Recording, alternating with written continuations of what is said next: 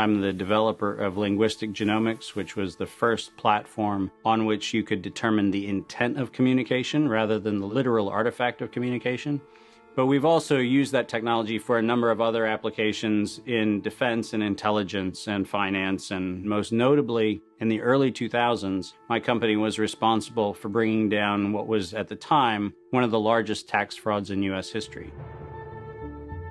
We maintained a series of inquiries into every individual, every organization, and every company that is involved in anything that either blurs the line of biological and chemical weapons or crosses that line in any of 168 countries.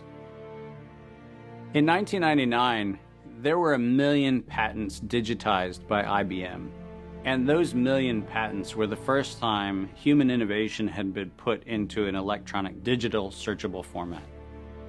We took that information and we did a very simple exercise using our linguistic genomics technology, where I made the horrific assessment that approximately 1/3 of all patents filed in the United States were functional forgeries, meaning that while they had linguistic variations, they actually covered the same subject matter. In 1999, patents on coronavirus started showing up, and thus began the rabbit trail. March 2003. Panic grips Hong Kong as a deadly new virus sweeps through the city. In 2003, the Center for Disease Control saw the possibility of a gold strike, and that was the coronavirus outbreak that happened in Asia. They saw that a virus they knew could be easily manipulated was something that was very valuable, and in 2003 they sought to patent it. And they made sure that they controlled the proprietary rights to the disease, to the virus, and to its detection, and all of the measurement of it. We know that Anthony Fauci, that Ralph Baric, that the Center for Disease Control, and the laundry list of people who wanted to take credit for inventing coronavirus were at the hub of this story. From 2003 to 2018, they controlled 100% of the cash flow that built the empire around the industrial complex of coronavirus. The World Health Organization has officially named the novel coronavirus the novel coronavirus outbreak. The World Health Organization is a pandemic, an international public health emergency. While we know that the coronavirus manipulation started with Dr. Ralph Baric in 1999. The major characteristics of SARS, MERS, and SARS coronavirus 2, it's a good way for you... Ralph Baric is the researcher at the University of North Carolina, Chapel Hill, who's famous for his chimeric coronavirus research. In 2002, there was a recognition that the coronavirus was seen as an exploitable mechanism for both good and ill. On April the 25th, 2003, the U.S. Center for Disease Control filed a patent on the coronavirus transmitted to humans.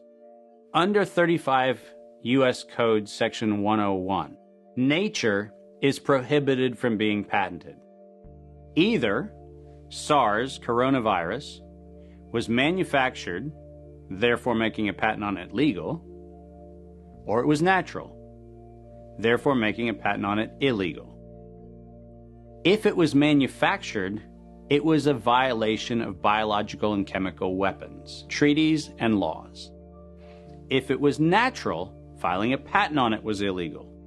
In either outcome, both are illegal. In the spring of 2007, the CDC filed a petition with the Patent Office to keep their application confidential and private. They actually filed patents on not only the virus, but they also filed patents on its detection and a kit to measure it. Because of that CDC patent, they had the ability to control who was authorized and who was not authorized to make independent inquiries into coronavirus. You cannot look at the virus, you cannot measure it, you cannot develop a test kit for it. And by ultimately receiving the patents that constrained anyone from using it, they had the means, they had the motive, and most of all, they had the monetary gain from turning coronavirus from a pathogen to profit. Developing and owning a coronavirus vaccine has become a biotech arms race with political overtones. This vaccine gold rush is starting to bother me. Gold rush. Let's keep that in mind.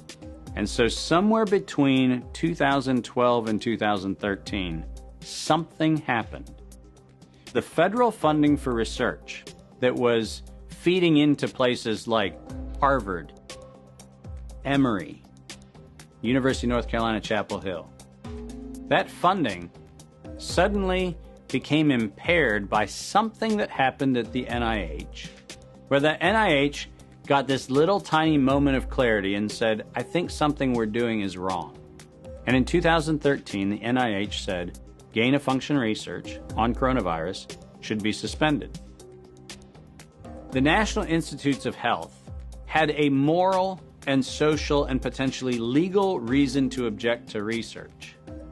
But the letters that were sent to the researchers essentially said, you are receiving notice that we're telling you to stop. And now on the bottom of the page, we're going to clarify what stop means. Keep going. But when the heat gets hot in 2014 and 15, what do? You offshore the research. You fund the Wuhan Institute of Virology to do the stuff that sounds like it's getting a little edgy with respect to its morality and legality. But do you do it straight way? No. You run the money through a series of cover organizations to make it look like you're funding a U.S. operation, which then subcontracts with the Wuhan Institute of Virology. The U.S. could say, China did it. China could say, the U.S. did it. And the cool thing is, both of them are almost telling the truth.